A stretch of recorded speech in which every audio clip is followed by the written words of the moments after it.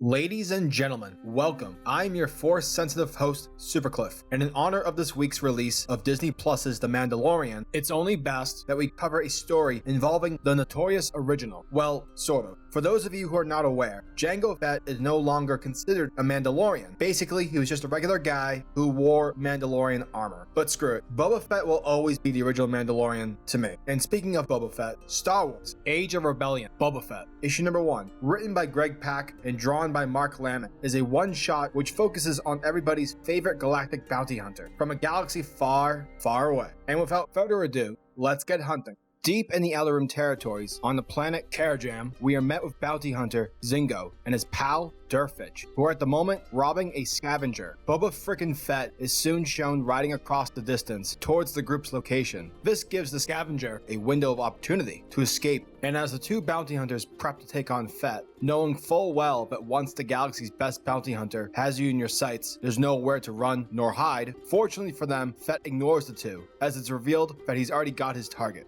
Later, we pick up with Boba Fett at the local cantina, where he drops off his Rebel Alliance target. Boba then immediately picks up another job, his target being the bounty hunter Zingo, who he just recently passed across the desert. And Zingo is known to be one of the greatest trackers around the Outer Rim, as well as notorious for playing dirty, for it's explained that the Empire has declared Zingo a Rebel collaborator. In addition, Zingo has also killed a number of guild members, which is a big no-no, and it's with that where Boba Fett begins his hunt. Afterwards, we pick up with Zingo, who's taken shelter in the middle of a dust storm while waiting about for Turfitch to return with supplies. Zingo is suddenly surprised with Turfitch's arrival, since after all Zingo is more than likely paranoid due to the guild having a hit on him. Turfitch tells Zingo calm down, as he informs Zingo that he didn't return with the supplies of which he asked for, and the reason for that is because Turfitch wanted to warn Zingo that he found out that Boba Fett has picked up Zingo's marker. After the dust storm settles, Turfitch asks about the plan, and Zingo tells his comrade that he intends to cross the desert and to meet up with the Zahn sisters, who have promised to smuggle Zingo off-world. Turfitch is not too fond of this plan, mainly because the pair do not have enough water to possibly make it through the desert. And just like that, Zingo shoots Turfitch with his blaster, telling his former companion that he alone has enough water to do so. And just like the scumbag that Zingo is, leaves his quote-unquote friend for dead. But once Zingo departs the scene, it's not too long after where Boba Fett shows up and confronts the dying Turfitch. Turfitch, who's wanting revenge due to Zingo's betrayal, reveals his coordinates to Fett in hopes that he'll catch up to Zingo before he can escape, and with his dying breath, Turfitch dies. Boba Fett catches up to Zingo's location, only to find that all the local townspeople are held hostage. Fett shoots off his blaster, signaling to Zingo that he's here to collect. Zingo calls out to Fett, telling him to follow his sexy voice.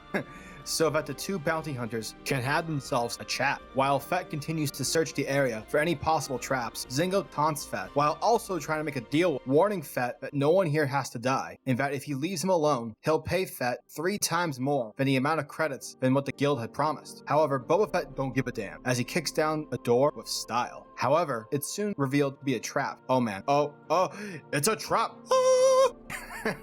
I have issues, because inside, Fett is met with a grenade next to a communicator of which Zingo laid in order to lure him. Kaboom! Is what follows. However, Boba Fett's jetpack isn't just for show, as he uses it to fly out of the explosion. Boba Fett is then being shot at by Zingo, but unfortunately for Zingo, Fett has himself a flamethrower, which in turn causes chaos, and provides Fett a chance to kick Zingo square in the face. Zingo tries to Han Solo his way out of this terrible situation, but is ultimately not so lucky. And as we near the end of the story, Boba Fett returns back to the guild quarters, where he drops off Zingo's corpse, and as Boba Fett is ready to pick up another job, a town local comes by to thank Boba Fett for what he did, with Fett having had saved the local village earlier from Zingo. And it's during this that this man is convinced that Fett hunts down bad men, a man in the people sort of guy, you know, as if he's to say that he's the Punisher. But sadly, Boba Fett quickly displays that he is not in fact a hero, as he turns around and points his blaster towards the man. For you see folks, this poor fella is Boba Fett's next target, and with that, where the galaxy's most notorious bounty hunter ends his issue by saying 3 words: I hunt bounties. And there you have it folks, and if this one shot teaches us anything, Boba Fett is a bounty hunter. Nothing more, nothing less. Okay, well perhaps he's fine with killing Mace Windu for $0, but that's not the point. Once again, much like the General Grievous one-shot, I had fun with this, and I'll even say that while I was reading the story, there was a tiny part of me that wanted to believe that Boba Fett's a pretty good dude. You know, he's a cool guy, he's chill. And no, that's just not the case. Nonetheless, I love Boba Fett. I love everything Mandalorian, canon or not. Therefore, I'm going to give this issue an 8 out of 10. Oh, and lastly, peeps, if you've had a chance and have already watched the first 2 episodes of The Mandalorian, let me know what you think, because I would love to hear your thoughts. So far, this show is everything that I've ever wanted, ever since Disney bought the rights to Star Wars, and I cannot wait for more to come. And that wraps up today's video. If you guys like my content, please hit that subscribe button, as well as hit the bell symbol, so that the world of comics is never missed out. Peace, guys.